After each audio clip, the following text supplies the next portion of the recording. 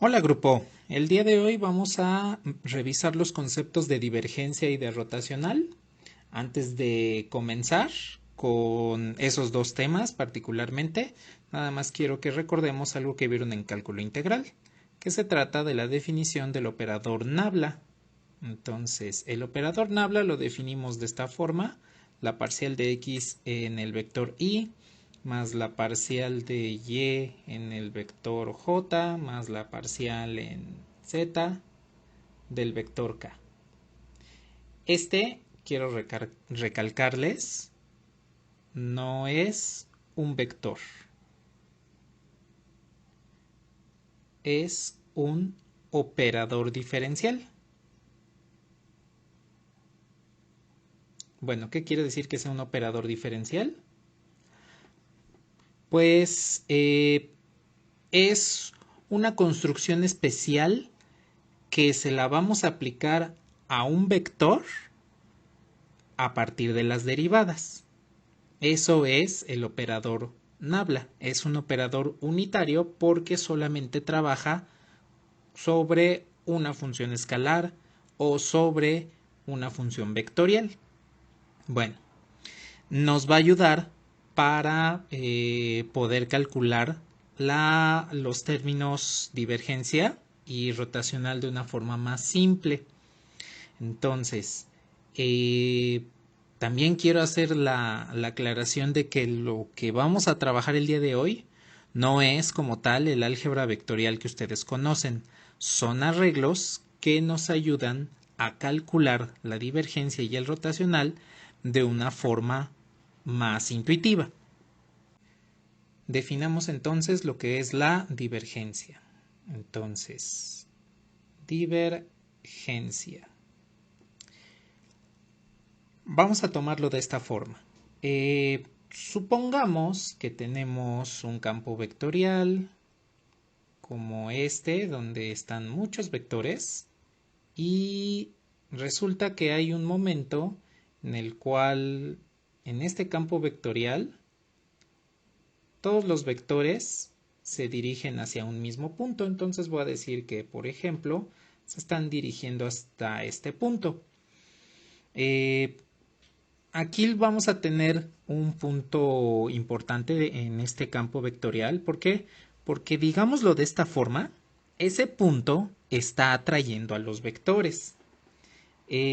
También podemos tener las la característica de que para este campo vectorial resulta que existe otro punto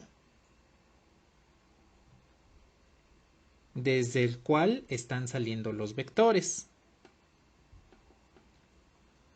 Entonces, podemos decir que la divergencia es el operador que nos va a denotar si existen fuentes o sumideros dentro del campo vectorial. Cuando los vectores se dirigen hacia un punto, decimos que se dirigen hacia un sumidero. Es, por ejemplo, cuando ustedes ven en la calle que después de una tormenta pues está todo encharcado, y si hay abundante flujo de agua sobre la calle, en la coladera, vamos a decir que la coladera es un solo punto, pues todo el agua se está hundiendo en ese lugar. Eso sería un sumidero. En el caso de un punto en el cual todos los vectores están saliendo de ahí, a esto le vamos a llamar una fuente. Bueno, ¿cómo podemos ver una fuente? Pues, por ejemplo, si ustedes tienen una alberca, la cual tiene una tubería donde esté fluyendo el agua hacia la alberca, y ahí tendrían una fuente. También existen lugares donde no hay ni fuentes ni sumideros. Son lugares, por ejemplo, en el campo que tienen aquí, por ejemplo, sería esta parte. Pues aquí podemos decir que no hay alguna fuente porque estos tres vectores, estos cuatro vectores, no están dirigiéndose hacia el mismo punto y no están saliendo de ese mismo punto. Bueno, eh, entonces podemos decir que un sumidero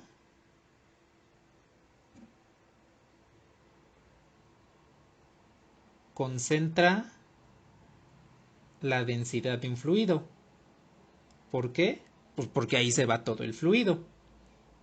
En el caso de la fuente,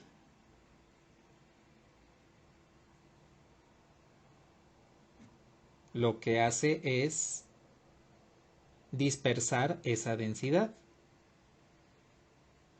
¿Por qué? Pues porque todo el fluido está saliendo de ese punto. Entonces, la divergencia no es otra cosa más que la medida de la densidad del campo vectorial en un punto determinado. Matemáticamente, ¿cómo definimos la divergencia? Pues vamos a decir que tenemos un campo vectorial f de x, y, z, que es igual a f1 en i más f2 en j más f3 en k. Entonces, la divergencia, denotada de esta forma, es igual a nabla punto f. Este nabla punto f no es un producto punto, es una notación que se utiliza para que podamos comprender qué es la divergencia. Ahora recordemos que el operador nabla tiene parcial de x en y, parcial de y en j, parcial de z en k. Entonces, este punto se asemeja al producto punto, pero no es como tal ese producto escalar. Lo que nos va a denotar es la parcial de f1 en x más la parcial de f2 en y más la parcial de f3 en z. Eso es la divergencia.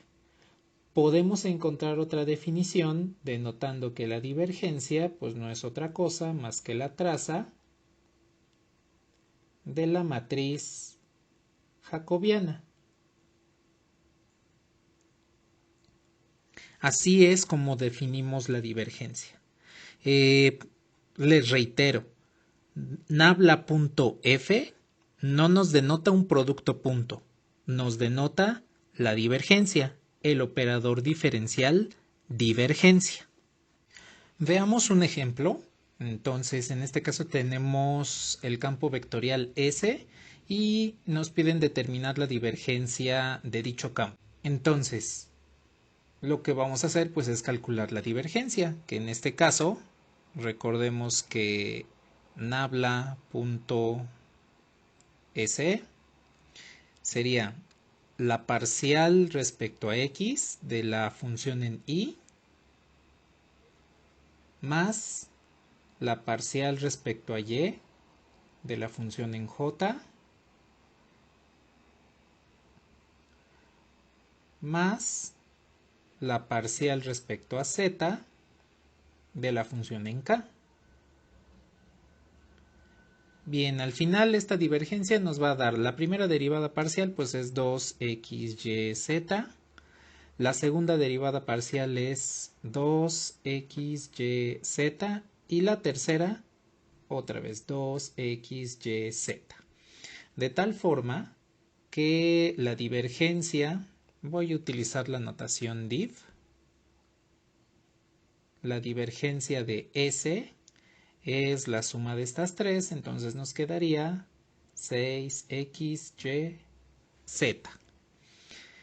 En un momento vamos a catalogar la divergencia. ¿Por qué? Porque recordemos que habíamos visto lugares donde existen fuentes y lugares donde existen sumideros, y entonces vamos a saber en qué momentos existe una fuente, en qué momentos existe un sumidero. Cataloguemos pues a la divergencia para saber cuándo vamos a tener una fuente y cuándo vamos a tener un sumidero. Entonces, si la divergencia de un campo vectorial es mayor a 0, lo que vamos a tener es una fuente. Si la divergencia de este mismo campo vectorial en algún otro punto es menor a 0, entonces vamos a tener un sumidero. Y por último, si la divergencia es igual a 0, no hay fuentes ni sumideros.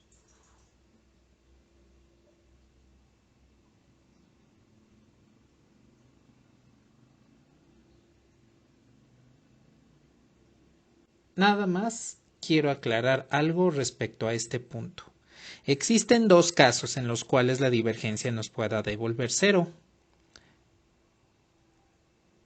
Si la divergencia de f evaluada en un punto determinado nos devuelve cero, pues entonces concluimos que no hay fuentes ni sumideros en ese punto P. En el caso de que tengamos que la divergencia del campo vectorial es completamente cero, es decir, que para todo el campo vectorial la divergencia es cero, al momento de sumar las parciales todas se anularon, entonces vamos a decir que F es un campo solenoidal. ¿Qué quiere decir que sea un campo solenoidal? Que no existen fuentes ni sumideros en ninguna parte del campo vectorial. Voy, por ejemplo, a dibujar un campo vectorial que podría ser esto. Y por abajo hace esto. Los vectores que se encuentran de manera vertical, pues están dirigiendo a ese punto. Pero sucede que para los vectores que estamos viendo en dirección horizontal, pues se están alejando de ese punto. Entonces no puedo decir que este punto es tanto fuente como sumidero al mismo tiempo, porque de hecho, tal cual como está dibujado, como pueden observar, pues en realidad lo que hacen es rodear al punto, no se dirigen a él, no salen de él, más bien lo están evitando. Este es un ejemplo de un campo vectorial que es solenoidal. Veamos una aplicación muy rápida y que les va a ayudar para la asignatura de electricidad y magnetismo. La divergencia, y más adelante lo veremos con el rotacional, no solamente aplican para los fluidos, también aplican para los fenómenos electromagnéticos. Toda la base del electromagnetismo actual está sentada en lo que son las ecuaciones de Maxwell. Dos de las ecuaciones que James Clerk Maxwell propuso a mediados del siglo XIX tienen que ver con la divergencia. La primera, que es nabla.E igual a ρ entre epsilon 0, donde E es el campo eléctrico, ρ es la densidad de carga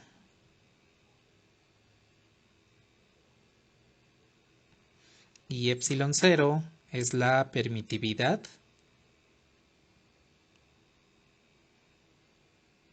del vacío. Esta es la primera de las leyes de Maxwell, que se conoce como la ley de Gauss. Entonces, ¿qué es lo que sucede aquí? Pues tenemos aquí una divergencia y como tal la divergencia puede ser mayor a cero, menor a cero. Si es mayor a cero, pues entonces tendríamos una fuente. Si es menor a cero, pues entonces tendríamos un sumidero.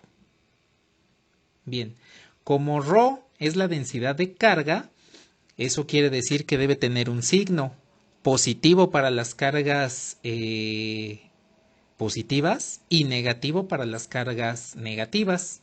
Entonces, esta primera de las leyes de Maxwell nos está indicando que el campo eléctrico tiene fuentes y sumideros. Las fuentes pues son las cargas positivas y los sumideros son las cargas negativas.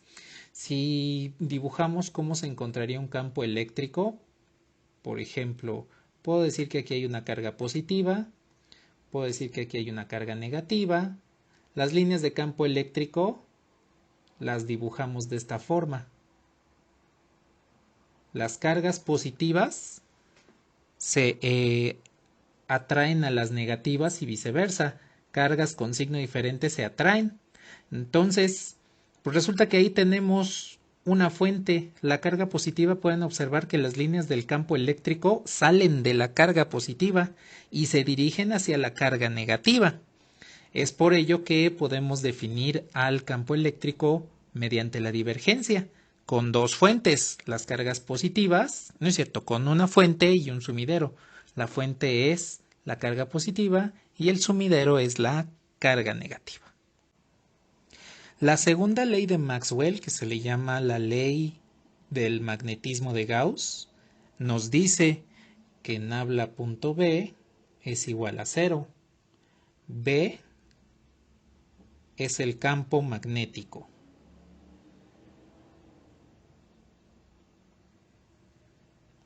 Bien, como habíamos visto, si la divergencia de un campo vectorial es igual a cero, eso quiere decir que es un campo solenoidal. Entonces, aquí directamente estamos definiendo que el campo magnético es un campo solenoidal. Como habíamos comentado, un campo solenoidal no tiene fuentes y no tiene sumideros. ¿Cómo podemos interpretar esto? Pues si tenemos un imán con sus polos norte y sur magnético, pues resulta que las líneas de campo magnético hacen esto, van de norte a sur. Si despreciamos las dimensiones del imán, pues tendríamos que las líneas de campo magnético se cierran sobre sí mismas. Es decir, todas las líneas de campo que salen del norte regresan hacia el imán en el polo sur. Es por eso que en los campos magnéticos no existen monopolos, no tenemos un polo norte solo de un polo sur, no los podemos separar. Si nosotros dividimos por la mitad un imán, pues resulta que esas mitades, por ejemplo, que cortemos aquí este imán, pues resulta que esas mitades van a tener su polo norte y su polo sur de manera independiente. Entonces, los monopolos magnéticos no existen, cosa que sí pasa con las cargas eléctricas. Sí existe una carga positiva y una carga negativa de manera independiente. Por eso es que la divergencia en el campo eléctrico tiene signo y la divergencia en el campo magnético pues es igual a cero porque es un campo solenoidal.